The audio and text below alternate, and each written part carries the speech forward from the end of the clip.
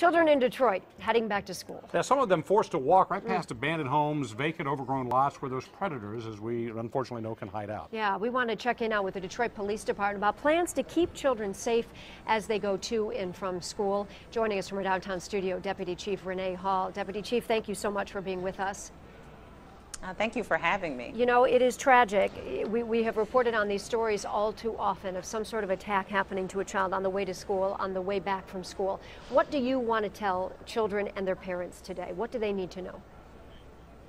Truly, our primary focus is to keep our children safe as they traverse to and from school. So I do want the parents to know, the community as a whole, that the Detroit Police Department will be again ramping up our patrols, early morning patrols, focusing on bus stops, major thoroughfares as they travel to and from, as well as in the evenings. We are partnered with the Detroit Youth Violence Prevention Initiative, where we will be partnering with DPS, our Detroit Public Schools, for safe routes to school.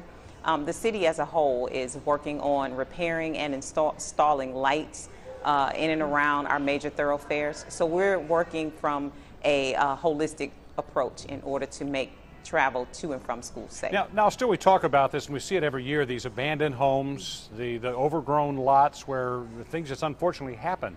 That is not the bus route. Sometimes the lighting is not going to help that. What are you doing to try to keep kids safe around those areas?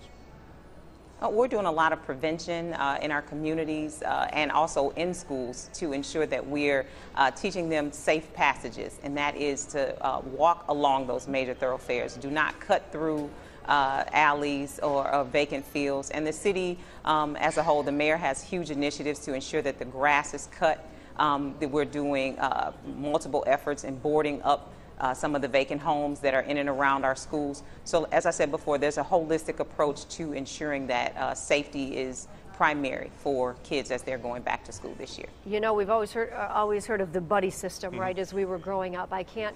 I think that it's vitally important that kids don't make these walks on their own, correct? Absolutely. We are encouraging people to walk in groups. We know that social media is a huge piece for our young people. We're just telling them to make sure they travel in packs and not to post their whereabouts and what direction that they're going to take on social media. We want them to be as safe as possible. Yeah, good advice, because it's not just their friends reading what they're posting. Right. Is there a telephone number or somebody that people can contact? For instance, if you see kids walking in these places that are dangerous like that, is there anybody to call to say, hey, can you look at fixing this place up? Actually, we just encourage the community to contact your local precincts. During this time of year, all of our precinct captains are focused on safe routes to school, so we encourage you to contact your local precinct.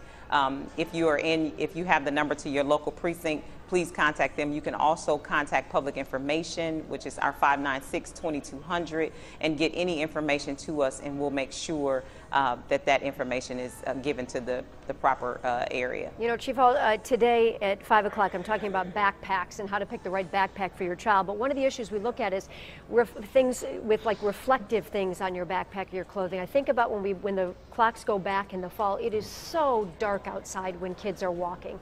Is that important, do you think, some sort of reflective clothing or a flashlight or something like that? Absolutely. We encourage them to wear the bright clothing, make sure that they have reflective gear. We try to encourage them to stay away from the dark clothing.